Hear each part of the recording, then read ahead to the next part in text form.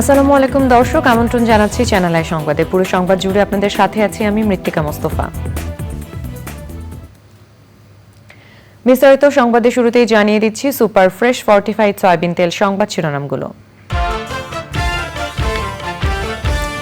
ফেনী সহ বন্যা দুর্গত জেলাগুলোতে লাখ লাখ পানিবন্দী মানুষের সীমাহীন দুর্ভোগ, মোবাইল ও ইন্টারনেট সংযোগ বিচ্ছিন্ন। আন্তর্জাতিক আইন অনুযায়ী প্রতিবেশী রাষ্ট্রের ক্ষতি করা যাবে না বললেন পানি উপদেষ্টা। হবিগঞ্জের খোয়াই নদীর ঝুঁকিপূর্ণ বাঁধ পরিদর্শন। মানবিক সহায়তায় কোনো পরিচয়কে প্রাধান্য না দিতে তারেক রহমানের আহ্বান। বিএনপি নেতাকর্মীদের বন্যার্তদের পাশে দাঁড়ানোর অনুরোধ।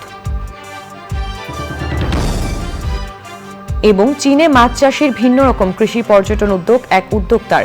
গ্রামের আবহ এবং খাদ্য উৎপাদনের অভিজ্ঞতা নিতে ভিড় সাধারণ মানুষের।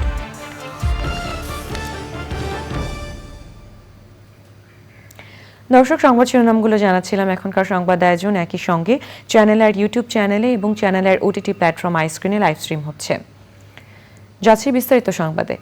আকস্মিক বন্যায় ফেনী জেলার অনেক এলাকা এখনও যোগাযোগ বিচ্ছিন্ন। পানিতে ভাসছে ফেনী শহর। মোবাইল নেটওয়ার্ক ও ইন্টারনেট সংযোগ বিচ্ছিন্ন থাকায় গ্রামে থাকা পরিবারের সদস্যদের পরিস্থিতি জানতে পারছেন না স্বজনরা। জেলার প্রায় 1 লাখ মানুষ পানিবন্দী অবস্থায় রয়েছে বলে জানিয়েছে জেলা প্রশাসন। ফেনী থেকে জাহিদ হাসান শাকিলের তথ্য ভিডিও চিত্র নিয়ে মাসরুর শাকিলের রিপোর্ট। ফেনীর ছাগলনাইয়া, ফুলগাজী, পরশুরাম এই 3 উপজেলার পুরোটাই বন্যা কবলিত। পানিবন্দী মানুষ জানাচ্ছেন তারা খাবার ও সুপেয় পানির তীব্র সংকটে আছেন। ঢাকা চট্টগ্রাম মহাসড়কের ফেনীর অংশে কোথাও হাঁটু সমান, কোথাও বুক সমান পানি। এ কারণে যান চলাচল করতে পারছে না। 2-3 দিন একবার পুরা পানি নিচে ধরেন খুবই সমস্যা, সবকিছু ভেঙে ডুবে চলে গেছে।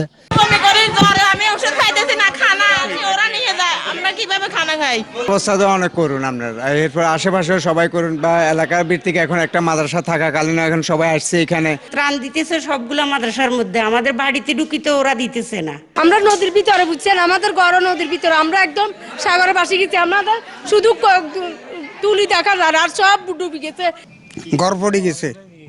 নদীর সাইডে আপনার ওয়াল যে আছে ডেলা তেলা সমস্ত ভাঙ্গির নদীতে চলে গেছে। প্রায় 1 লাখ মানুষ এখনও পানিবন্দী অবস্থায় আছে।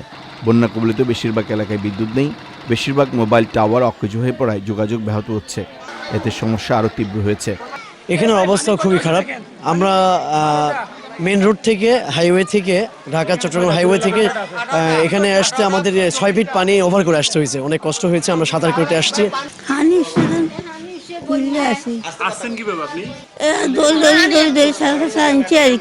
আর মনে আর কি বহুত অবস্থা, হাঁটতে পারি না, আমি কোনো হাঁটতে পারি না, আধা ট্যাঙ্গে হাঁটতে হয়। জেলা প্রশাসন জানায় ছাগলনাইয়া, ফুলগাজী ও পরশুরাম 3 উপজেলার পুরোটাই বন্যা কবলিত। সদর ও দাগনভূঞা উপজেলার 80% এলাকার মানুষ পানিবন্দী হয়ে পড়েছে। সোনাগাজী উপজেলার সব ইউনিয়নে বন্যার পানি প্রবেশ করেছে। প্রায় 3.5 লাখ মানুষ দুর্ভোগে আছেন। ভয়াবহ সংকটে ফেনী, কুমিল্লা, নোয়াখালী, লক্ষ্মীপুর, ব্রাহ্মণবাড়িয়া, চট্টগ্রাম, সিলেট বিভাগের দুর্গত এলাকার মানুষ। Masrur Shakil, channel I.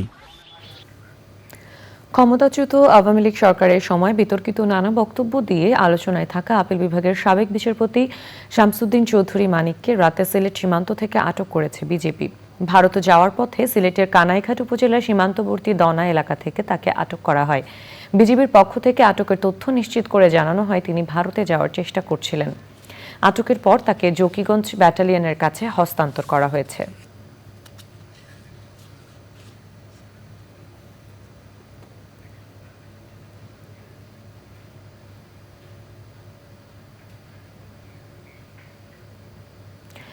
আন্তর্জাতিক নদী আইনের নীতি অনুযায়ী প্রতিবেশী রাষ্ট্রের ক্ষতি করা যাবে না বলে মন্তব্য করেছেন পরিবেশ, বন ও জলবায়ু পরিবর্তন এবং পানি সম্পদ মন্ত্রণালয়ের উপদেষ্টা সৈয়দা রিজওয়ানা হাসান।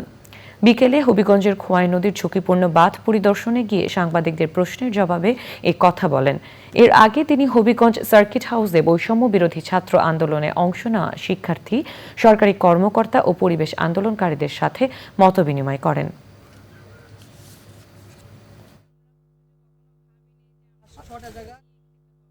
যখন এরকম অস্বাভাবিক বৃষ্টিপাত হয় বা পানি ছেড়ে দেওয়ার দরকার হয় আগে একটু জানিয়ে দিতে হয়, তাহলে একটু প্রস্তুতিটা রাখা যায়, অন্তত মানুষজনগুলোকে সরিয়ে নেওয়া যায়। তো সেটা এবার প্রতিপালিত হয়নি, এটা একটা বিষয়। আর দ্বিতীয় বিষয় হচ্ছে এবারের থেকে শিক্ষা নিয়ে যত অভিন্ন নদী আছে সেগুলো সবকটার ব্যাপারেই যেন এরকম পানি ছেড়ে দেওয়ার আগে আগাম সতর্কতা বাংলাদেশকে দেয়া হয়, সেজন্য ভারতের কাছে এবং উজানের দেশের কাছে আমাদের বার্তা পৌঁছানো হবে। বন্যাতদের প্রতি মানবিক সহায়তার ক্ষেত্রে কোনো রাজনৈতিক কিংবা ধর্মীয় পরিচয়কে প্রাধান্য না দেওয়ার আহ্বান জানিয়েছেন বিএনপির ভারপ্রাপ্ত চেয়ারম্যান তারেক রহমান। একই সঙ্গে ব্যক্তিগত কিংবা দলীয় উদ্যোগের পাশাপাশি বন্যা দুর্গতদের সহায়তার জন্য সরকার ও প্রশাসনকে সাহায্য করার আহ্বান জানিয়েছেন তিনি। ভেদাভেদ ভুলে বিএনপি ও অঙ্গ সংগঠনের নেতাকর্মীদের বন্যাতদের পাশে দাঁড়ানোর অনুরোধ জানিয়েছেন তারেক রহমান। আপনাদের কাছে আমার একান্ত অনুরোধ, বন্যাতদের প্রতি মানবিক সহায়তার ক্ষেত্রে আপনারা দয়া করে কারো কোনো রাজনৈতিক কিংবা ধর্মীয় পরিচয়কে প্রাধান্য দেবেন না। একই সঙ্গে আপনারা ব্যক্তিগত কিংবা দলীয় উদ্যোগের পাশাপাশি বন্যাতদের সহায়তার জন্য সরকার ও প্রশাসন আপনাদের কাছে কোনো সহযোগিতা চাইলে দয়া করে সাধ্য মতন সহযোগিতার হাত বাড়িয়ে দিন। প্রিয় দেশবাসী, দল মত ধর্ম বর্ণ নির্বিশেষে আমরা যদি ঐক্যবদ্ধভাবে বন্যা কবলিত মানুষের পাশে দাঁড়াই, যার যার সাধ্য মতন বিপদগ্রস্ত মানুষের সহায়তায় এগিয়ে আসি, আল্লাহর রহমতে আমরা অবশ্যই এই পরিস্থিতি মোকাবেলায় সক্ষম হব ইনশাআল্লাহ। আল্লাহ হাফেজ। বাংলাদেশ জিন্দাবাদ। বাংলাদেশ জাতীয়তাবাদী দল জিন্দাবাদ। চীনের সাংহাইয়ের সুজু শহরের পাশে এক গ্রামে ভিন্ন রকম এক কৃষি পর্যটনের উদ্যোগ নিয়েছেন এক উদ্যোক্তা। শহরের মানুষ গ্রামের আবহাওয়া এবং খাদ্য উৎপাদনের অভিজ্ঞতা নিতে ভিড় করছে সেখানে। বিস্তারিত জানাচ্ছেন শায়েক সিরাজ। চীনের সুজু শহরের খোয়াশাং গ্রামের এক প্রান্তে স্থানীয় সরকারের কাছ থেকে 8 হেক্টর জমি লিজ নিয়ে কৃষি পর্যটনের এক অভিনব উদ্যোগ গ্রহণ করেছেন চীনের উদ্যোক্তা টাইগার। আধুনিক প্রযুক্তি IPRS ব্যবহার করে উৎপাদিত মাছের মূল্য সংযোজনের চিন্তা থেকেই শুরু করেন এই উদ্যোগের। আমরা এখানে উৎপাদিত মাছের মূল্য সংযোজনের জন্য একটা পরিকল্পনা হাতে নিই। পুকুরে মাছ ছেড়ে বড়শি দিয়ে ধরার ব্যবস্থা করি, যেন শহরের মানুষজন গ্রামের আবহাওয়া পেতে পারে। নিজের হাতে মাছ ধরায় একটা সহজাত আনন্দ আছে। চীনা মুদ্রায় 100 টাকার টিকিট কেটে বড়শি দিয়ে 1 ঘন্টা মাছ ধরা যাবে। পরিবারের সদস্যদের নিয়ে শহরের মানুষজন এখানে অবসর কাটাতে আসেন। সোশ্যাল মিডিয়াকে ব্যবহার করে উদ্যোগটিকে জনপ্রিয় করেছেন টাইগারের স্ত্রী জেমিনি। আমরা সবাই এখন দিনের বড় একটা সময় কোনো না কোনোভাবে সোশ্যাল মিডিয়াতেই কাটাই।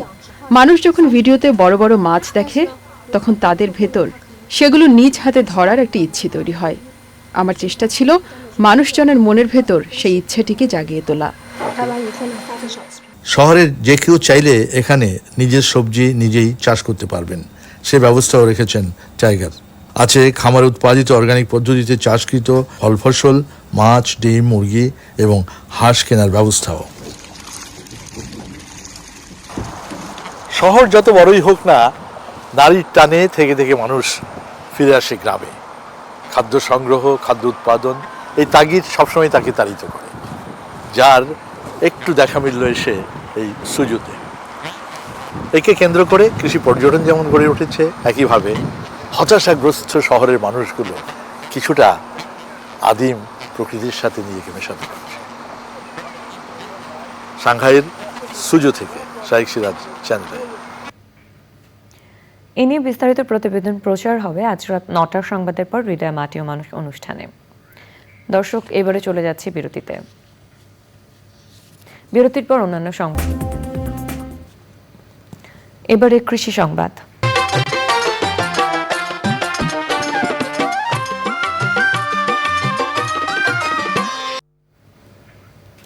শীত মৌসুমের আগাম জাতের সবজি চাষে ধুম পড়েছে যশোরে। চারা রোপণের জন্য ক্ষেত পরিচর্যায় ব্যস্ত এই অঞ্চলের চাষিরা। বৃষ্টির কারণে চাষিরা সময় মতো সবজি চাষ শুরু করতে না পারলেও শেষ দিকে পুরো দমে নেমে পড়েছেন। তবে সার, কীটনাশকের বাড়তি দাম এবং শ্রমিকের মজুরি বেশি হওয়ায় দুশ্চিন্তায় কাজ করছে কৃষকের মধ্যে। প্রাকৃতিক দুর্যোগ না হলে এই অঞ্চলের রেকর্ড পরিমাণ শীতকালীন সবজি উৎপাদনের আশা করছেন তারা। যশোর প্রতিনিধি আকরামুজ্জামানের রিপোর্ট। যশোর জেলার 7 মাইল চুয়ামনকাঠি, বাড়িনগর, হৈবতপুর, কাশিমপুর, বন্দবেলা, লেবুতলা, নোঙ্গরপুর, ইচালি ইউনিয়ন সহ বিভিন্ন এলাকার মাঠ জুড়ে চাষ করা হয় বাঁধাকপি, ফুলকপি, শিম, মূলা, লাল শাক, পালং শাক, সবুজ শাক সহ নানান ধরনের সবজি। এসব সবজির চারা বেশিরভাগই উৎপাদন হয় যশোর সদরের চুয়ামনকাঠির আব্দুলপুরে। শীত মৌসুম ঘিরে মাঠে এখন চারা রোপণ ও তা পরিচর্যায় ব্যস্ত কৃষক। বীজতলা করি 15 দিন হয়, 15 দিন বয়স হয়ে গেছে, আর মনে করেন 15 দিন বা হয়তো 20 দিন এরকম সময় নেবে সামনে। এতে 1500 থেকে 1600 করে পিস আছে, লোক নিয়ে ফেলাইছে, ফেলানো মনে করেন যে এতে আমাকে প্রায় 1 টাকা 1.5 টাকা খরচ পড়ে গেছে। বিগত কয়েক বছর বৈরী আবহাওয়ার কারণে সবজি উৎপাদন করে তেমন লাভবান হতে পারেননি বলে দাবি কৃষকের। এবছর আবহাওয়া ভালো থাকায় শীত মৌসুমে সবজির আশানুরূপ ফলনের আশা করছেন চাষিরা। চারা যে উৎপাদন করতেছি, উৎপাদন করে আর কি সমস্ত দিক দিয়ে আমাদের কিন্তু আমরা ফলন পাবো।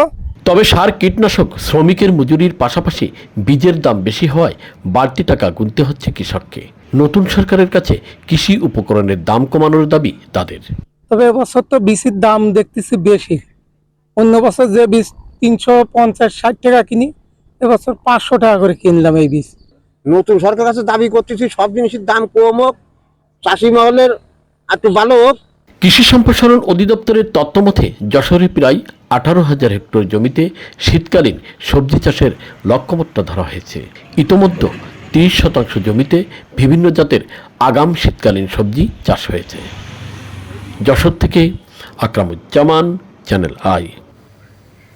এখন দেখবেন প্রকৃতি সংবাদ।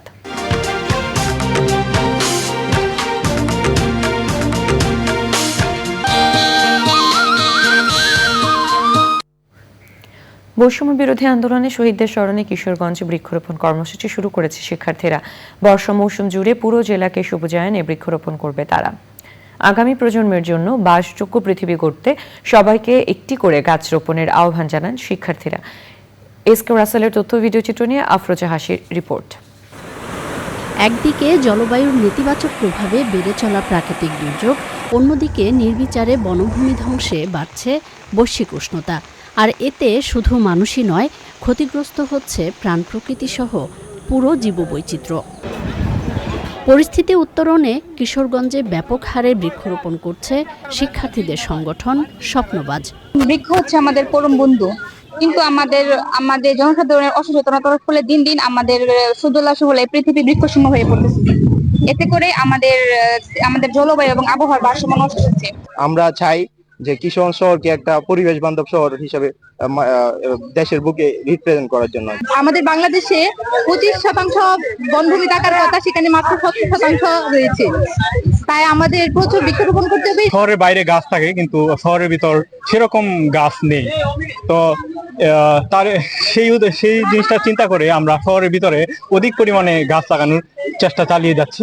দেশের স্বার্থে জীবন উৎসর্গ করা বৈষম্য বিরোধী আন্দোলনে শহীদদের স্মরণে রোপিত গাছ রক্ষণাবেক্ষণে সবার সহযোগিতা চান শিক্ষার্থীরা। বৈষম্য বিরোধী ছাত্র আন্দোলনে শহীদ হয়েছে তাদের স্মরণে আমরা 2 থেকে 2,500 বৃক্ষরোপণ করব। আমরা চাই আমাদের যে মানুষের কল্যাণের জন্য যে কাজগুলো দরকার আমরা এই কাজগুলো করে যাব ইনশাআল্লাহ। সুষ্ঠু ও সুন্দর পরিবেশ গড়তে পরিষ্কার পরিচ্ছন্নতা কার্যক্রমও পরিচালনা করছে শিক্ষার্থীদের সংগঠন স্বপ্নবাজ। আফরোজা হাসি, প্রকৃতি ও জীবন ডেস্ক, চ্যানেল আই। দর্শক, এবারে খেলার খবর।